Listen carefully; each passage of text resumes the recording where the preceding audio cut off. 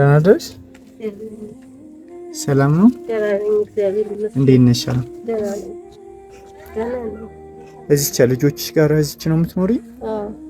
በጣም ችግረኛ ናት ተብለን ነበር የመጣን። እስኪ ንገሪኝ፣ ምንድነው ምን ቸግርሽ? እኔት ልጆችን ማበለው ነው አፈራጥዬ ነው የመጣሁኝ። በቃ አይምሮ የራስ ትክክል አይደለም። ልጆች ይዤ የምበለው የምሰራው ምንም ነገር የለም።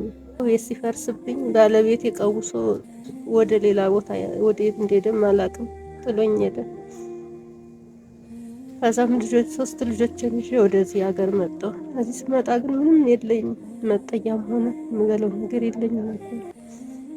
በቤተ ክርስቲያን መጠለያ ይሄን ሰጡኝ። ለዕለትም ከነሱ ነው፣ እነሱ እየሰሰኑን ነው የምናድረው። ምንም ነገር የለንም። ስራ መስራታችን ማንቺ ልጆቹ አልለመዱም። ያው በፊት እንደዚህ ስላልለመዱ ዝም ብለው እየተከተሉኝ ነው የሚሄዱና ይዤ መስራት አልቻልኩኝ። እነሱንም ይዤ ነፍስ አላወቁም ብሎ እኔን ነው የሚከተው። እሺ አይሉም። አሁን እዚህ ቦታ ቆይ ብዬ እንትን ብላቸው ለደቂቃ ራሱ ገበያ ራሱ አብረው ነው የሚሄዱ። ገና ነፍስም አለዋሉ ስለለመዱ እዛ ማለት ነው። እዚህ አሁን እኛ የምናግዝሽ እኔት ስንቱን ልግለጠው? ምንም የለኝም። ብቻ በአጠቃላይ ይሄን የምለው ነገር የለኝም፣ ምንም የለኝም። እንመለሳለን። እሺ እሺ።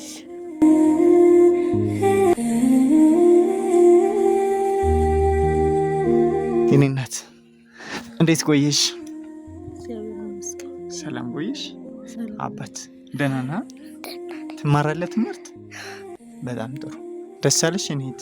አዎ በጣም ደስ ብሎኛል። እግዚአብሔር ያክብርልኝ፣ እግዚአብሔር ይስጥልኝ። መጥቶልሻል። ጤፍም በቆሎም ነው። በጣም አመሰግናለሁ። ይሄንን ያደረጉልሽ ደግሞ ለልጆቹ ልብስ ምናምን የምትገዥበት 10,000 ብር ናት።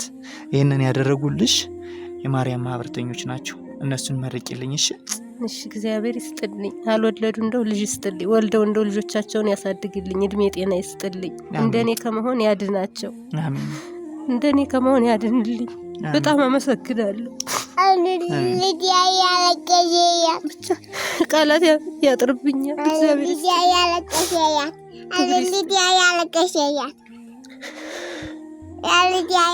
ቃላት ያጥርብኛል ለመናገር ራሱ። አመሰግናለሁ። ብቻ ክብር ይስጥልኝ፣ እግዚአብሔር ይስጣቸው። አሜን። እዚህ በላይ መናገር አይዞሽ፣ አታልቅሽ። በጣም ደስ ያለ እንኳን ያዝልኝ ብሯን። እግዚአብሔር ይስጥልኝ። አመሰግናለሁ። አሜን። ባሉበት እግዚአብሔር ይጠብቅልኝ፣ እድሜ ጤና ይስጥልኝ፣ ክብር ይስጥልኝ። አሜን። አይዞን በይሽ፣ አታልቅሽ። ሰላም አባት። ሰላም ነሽ? እሺ እሺ። አሜን።